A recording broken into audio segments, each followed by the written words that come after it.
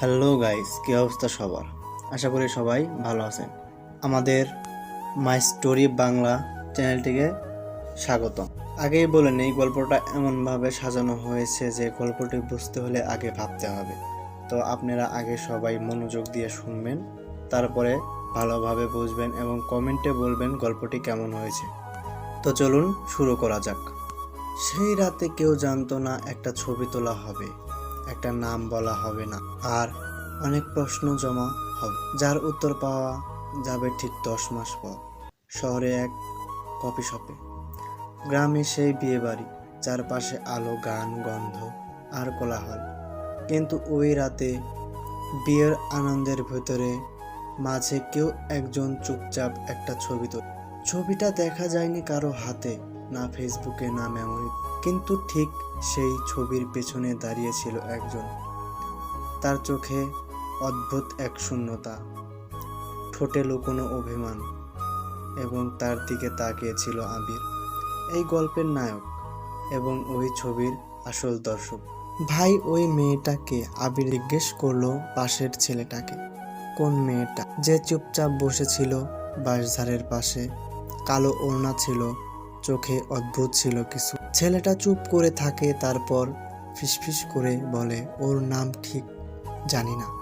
কেউ বলে নাফিসা, কেউ বলে নীল। তবে একটা কথা সবাই জানে, বিয়ের ঠিক আগের রাতে সে বিয়ে বাড়ি থেকে হঠাৎ হারিয়ে গিয়েছিল একবার, আবার কিভাবে যেন ফিরে এসেছিল, কিন্তু তখন থেকে বদলে গেছে। কেউ কাছে গেলেই দূরে সরে যায়।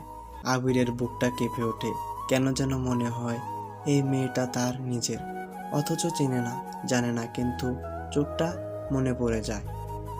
রাতে সবাই যখন নাচে গানে ব্যস্ত, আবির চলে যায় পেছনের পুকুর পাড়ে। হঠাৎ শুনতে পায় কারো কণ্ঠ, খুব নিচু স্বরে, আমাকে কেউ খুঁজবে না, তাই না? আবির পেছনে ঘুরে দেখে সেই মেয়েটা, কিন্তু তার পরবর্তী কথাগুলো আরো অদ্ভুত। যদি কাল সকাল থেকে আমি না থাকি, তাহলে কেউ সন্দেহ করবে না, তাই তো? তুমি কি কেমন কথা বলছো? মেয়েটা শুধু একবার তাকায়, সেই চোখে যেন একসাথে প্রেম, কষ্ট, অপরাধবোধ আর একটা অনিচ্ছা বেঁচে থাকা। আবির কিছু বলতে পারে না, কারণ তার মাথায় তখন একটাই প্রশ্ন, কে এই মেয়ে, কি লুকাচ্ছে সে? পরদিন সকালে মেয়েটার খোঁজ পাওয়া যায় না। তার ওড়না ছিল শুধু একটা কুয়োর পাশে। হারিয়ে যাওয়ার আগের রাতে সে একটা চিঠি লিখেছিল, কিন্তু কেউ জানতো না সে চিঠিটা কি, কার জন্য। সবচেয়ে অদ্ভুত ব্যাপার হলো, এমন চিঠি সে আগেও দুটি লিখেছিল, দুইবার দুই জায়গায় থেকে। হারিয়ে যাওয়ার আগেও নাফিয়াকে পাওয়া যাচ্ছে না, এটা বুঝতে সময় লাগে বিয়ে বাড়ির লোকদের। ভোরে হতেই হইচই শুরু হয়। কেউ বলে সে হয়তো কোনো আত্মীয়র বাসায় গেছে, কেউ বলে শহরে ফিরে গেছে, কেউ আবার মুখে মুখে ছড়িয়ে দেয় ওই মেয়ে ঠিক না, আগেও একবার হুট করে উধাও হয়েছিল, তখন একটা চিঠি রেখে গিয়েছিল। আবির পাশে বসে শোনে, কিন্তু ভেতরে ভেতরে একটা চাপা কাঁপুনি অনুভব করে। তার মনে পড়ে সেই চোখ, সেই প্রশ্ন, যদি আমি না থাকি। হঠাৎ সে খেয়াল করে পেছনের উঠানে বাঁশঝাড়ের পাশে একটা কাগজ পড়ে আছে। সে দৌড়ে যায়, কুড়িয়ে নেয় চিঠিটা। চিঠির শুরুতে লেখা, তৃতীয়বার লিখছি, আগেও দুইবার। কেউ আবার লিখতে বুঝতে পারেনি, আগেও দুইবার লিখেছি, কেউ আমার লেখা বুঝতে পারেনি। একবারও কেউ বুঝতে না, একবারও কেউ বোঝে না, তাও লিখে যাচ্ছি। যদি আমি চলে যাই, কেউ আমাকে খুঁজবে না।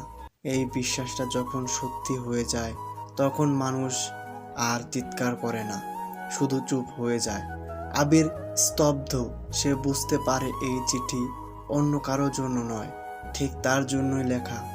কারণ বাক্যের শেষ লাইনে একটি লাল কালিতে আঁকা চিহ্ন, আবিরের নামের প্রথম অক্ষর ই।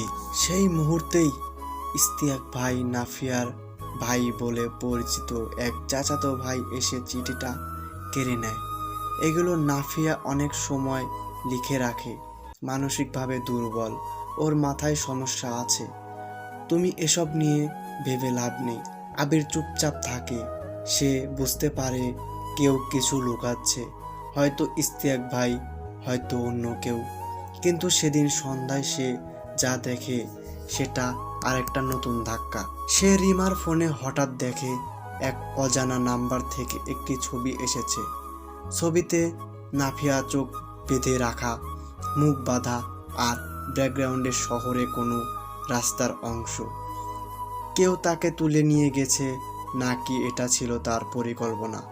ছবির ব্যাকগ্রাউন্ডে ছিল পুরনো ইটের পাঁচিল, ঝুলে থাকা একটা লাল সাইনবোর্ড, তার অর্ধেক কাটা একটা নম্বর প্লেট। ঠিক 3টি সূত্র ধরে শহরের ভেতরে প্রবেশ করলো এক নতুন খোঁজ, যার শেষ জানা নেই। কিন্তু শুরুটা ছিল ভালোবাসা, অভিমান আর রহস্যের মোড়। আবির ঢাকায় ফিরে এসেছে, কিন্তু এবার আর ক্লাস, বন্ধু কিংবা জীবন নিয়ে ব্যস্ত না সে। তার মাথায় কেবল একটা প্রশ্ন, নাফিয়া কোথায়? ছবিটা সে বিশ্লেষণ করে বারবার। পুরনো দোতলা একটা বিল্ডিং, পাশে একটা টিনের ঘর, পেছনে শ্যাওলা জমা দেওয়াল। এতটাই সাধারণ যে শহরে হাজারো জায়গায় এমন দেখা যায়, কিন্তু লাল সাইনবোর্ড অর্ধেক অংশে লেখা ছিল MED। এটা কি আহমেদ নাকি পারমেসি? আবির ছদ্মবেশে ব্যাগ কাঁধে নিয়ে ঘুরতে থাকে পুরান ঢাকার অলিগলি, মগবাজার, তেজগাঁও, নাখালপাড়া। 3 দিন পর মিরপুরে এক গলির মোড়ে দাঁড়িয়ে থাকতে থাকতে তার চোখ থমকে যায়। দেয়ালে লাল সাইনবোর্ড, অর্ধেক মোছা নাম, আর ঠিক পাশেই পুরনো ইটের দেওয়াল, একদম হুবহু ছবির মতো। হঠাৎ পাশ থেকে এক বয়স্ক চাচা বলে ওঠেন, এই জায়গায় আগেও একবার পুলিশ এসেছিল, একটা মেয়ে ছিল এখানে, চিৎকার করেছিল রাত 12টার সময়। আবির শিউরে ওঠে। আপনি মেয়েটাকে দেখেছেন? চাচা মাথা নাড়ে। না, তবে শুনেছিলাম মেয়েটার নাম ছিল নাফিয়া, নয় নীল। নীল? নাফিয়া কি নাম বদলেছিল? সেই রাতেই আবির ছদ্মবেশে ঢুকে পড়ে সেই টিনের ঘরে, পেছনের গলিতে। সেখানে এক নেড়া দেয়ালে চক দিয়ে আঁকা ছিল একটি অদ্ভুত বাক্য, তোমরা যদি ফিরে না আসো আমি আর মুখ দেখাবো না। তবে মনে রেখো, আমি জানি তোমরা কি করেছিলে। আর নিচে লেখা ছিল একটি তারিখ, 16ই জুন। আবির মোবাইলে ক্যালেন্ডার দেখে, আজ 13ই জুন, মাত্র 3 দিন পর কিছু ঘটবে।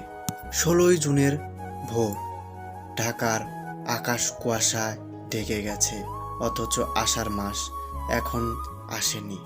বাতাস ভারী, রাস্তায় অকারণ নীরবতা। এখন সকাল, অসাধারণ কিছু ঘটে না, কিন্তু আজ হবে। অন্তত দেয়ালে লেখা তাই বলেছিল। আবির প্রস্তুত, কিন্তু সে জানে না প্রস্তুতি কখনো যথেষ্ট নয় যদি ভালোবাসা আর ভয় একসাথে ধাক্কা দেয়। সকাল 6টা, আবির সেই বাড়ির কাছে আবার যায়। এবার কিছুটা দূর থেকে একটা সাদা প্রাইভেট কার এসে থামে। গাড়ি থেকে নামে 3 জন পুরুষ, 2 জন এক নারী।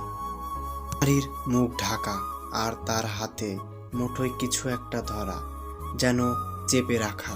আবির দেখে এক সময় তারা ঘরের ভেতরে ঢোকে। কিছুক্ষণ পর একটা চিৎকার, আর তারপর একটা অদ্ভুত শব্দ, যেন কিছু ভারী জিনিস মেঝেতে পড়ে গেল। আবির ছুটে যায় ঘরের পেছনে, ছোট জানালা দিকে উকি দেয়।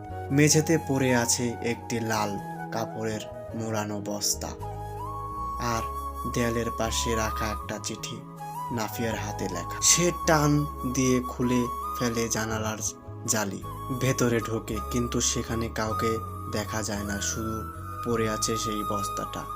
আবির কাপড়টা ছড়ায়, রক্ত নাকি গোলাপের সিরাপ। বস্তাটা পুরো লাল, ভেজা, ঠিক বোঝা যায় না, কিন্তু তার পাশে একটা ছবি, নাফিয়ার ছোটবেলার, পেছনে লেখা, যখন তুমি আমাকে খুঁজবে তখন আমি হয়তো আর নিজেকে চিনব না। আর চিঠিতে লেখা, আমি চাইনি হারাতে, কিন্তু কেউ আমাকে পেছনে টেনে ধরেছিল। আমি পালাতে চেয়েছিলাম, কাউকে ফাঁকি দিতে নয়, বরং কারো হাত থেকে নিজেকে বাঁচাতে। 16 তারিখ কোনো শেষ নয়, শুরু। আবির এর শরীর ঠান্ডা হয়ে আসে। শেষ নয়, তাহলে শুরু কি? ঠিক সেই মুহূর্তে তার পেছনে কারো নিঃশ্বাসের শব্দ। সে ঘুরে দাঁড়ায়। একটা ছায়া, মুখ দেখা যায় না, কিন্তু তার হাতে একটা রুমাল, রক্তে ভেজা বা গোলাপে সিরাপে, বোঝা যায় না। আবির চোখে চোখ রাখতেই ছায়া বলল, তুমি অনেক কিছু জেনে ফেলেছ আবির ভাই, এবার পালাতে পারবে না। মৃত্যু কেউ চিঠি লিখতে পারে না, এটাই তো স্বাভাবিক ধারণা। কিন্তু যদি কেউ হারিয়ে গিয়ে বেঁচে থেকেও মৃত্যুর মতো জীবনযাপন করে, যদি সে চিঠি রেখে যায় নিজের অস্তিত্বের প্রমাণ হিসেবে, আর যদি সেই চিঠিগুলো শুধু তার জন্য না হয়, তাহলে তার নিজেকে ধ্বংসের মুখে ঠেলে দেওয়ার জন্য। পুরান ঢাকার সেই রহস্যময় টিনসেট ঘর। আবির জানলার পাশে ঝুলে থাকা এক কাঠের বাক্স খুঁজে পায়। খোলার সাথে সাথেই ধুলায় ভরা এক পুরনো ডায়েরি বেরিয়ে আসে। উপরে লেখা, আমি নাফিয়া, তৃতীয় জীবন শুরু করার আগে শেষবার লিখছি। ডায়েরির প্রথম পৃষ্ঠায় একটা খসখসে ছবি। একটি মেয়ে দাঁড়িয়ে আছে দুই পুরুষের মাঝে, হাসছে। তবে ছবির নিচে কালো কালি দিয়ে লেখা, দুইজনেই বিশ্বাসঘাতক। আবির ডায়েরি পড়ে। প্রথমবার হারিয়ে যায় যখন বাবার বিরুদ্ধে সত্য বলেছিলাম। দ্বিতীয়বার যখন সেই সত্য ঢাকতে গিয়ে নিজের আত্মাকে হত্যা করি। এবার তৃতীয়বার আমি পালিয়ে যাচ্ছি, কারণ আমি কিছু আবিষ্কার করেছি যে সত্য কেউ সহ্য করতে পারবে না। এবং আবির ভাই, আপনি সেটা জানলে হয়তো আমাকেও সহ্য করতে পারবেন না। আবির থমকে যায়, তবে আরো অবাক হয় বিষয়। ডায়েরি এক পাতার নিচে লেখা, এই ডায়েরি পড়ে শেষ করার পর কেউ যদি বলে সে মরে গেছে, তাহলে বুঝে নিও মিথ্যা বলছে। ঠিক তখনই ফোন বাজে, অজানা নাম্বার, আর আবির রিসিভ করে। একটা কণ্ঠ ফিসফিসিয়ে বলে, ডায়েরি পড়া শুরু করছো? সাবধান, ওর কথা শুনে তুমি নিজেকেই হারিয়ে ফেলবে। কেউ ফিরেও তাকাবে না যদি ওর সঙ্গে এক ধাপ এগিয়ে যাও। সময় মাত্র 48 ঘন্টা, এরপর সব ধ্বংস হয়ে যাবে। আর ফোন কেটে যায়। ডায়েরির পরের পৃষ্ঠায় নাফিয়ার একটা নাম লিখেছিল, ইশতিয়াক, ওর ভাই। তার নিচে লেখা, সে আমার ভাই, কিন্তু আমার প্রথম শত্রুও। সে জানে আমি কে জানি, আর সে এই প্রথম যে আমার সত্যিটা থাকতে চেয়েছিল। বোন যদি কারো সত্য জেনে ফেলে, তবে ভাই কি করে? ক্ষমা করে না মুছে ফেলতে চায়? আর যদি ভাই হয়ে ওঠে সেই ছায়ামূর্তি, যে রাতের আধারে হাত বাড়িয়ে দেয় নিজের রক্তের দিকে। এই অধ্যায়ে আবির প্রথমবারের মতো দেখতে পায় ইশতিয়াককে, একটা হাসি মাখা মুখ, যার পেছনে লুকোনো এক ভয়াবহ ইতিহাস। তো বন্ধুরা, গল্পটি দ্বিতীয় পার্টের জন্য অপেক্ষা করুন। আর গল্পটি কেমন হয়েছে অবশ্যই বলবেন। আমি আবারও বলছি, গল্পটি বুঝতে আপনাদের সময় লাগবে। গল্পটিতে অনেক রহস্য আছে। আপনারা যারা রহস্যগুলো খুঁজে বের করতে পারবেন অবশ্যই কমেন্টে বলে যাবেন। আর যারা যারা প্রশ্ন করতে চান, কি কি প্রশ্ন পেয়েছেন, সেই প্রশ্নগুলো আমাকে কমেন্ট বক্সে জানাবেন অবশ্যই। ধন্যবাদ।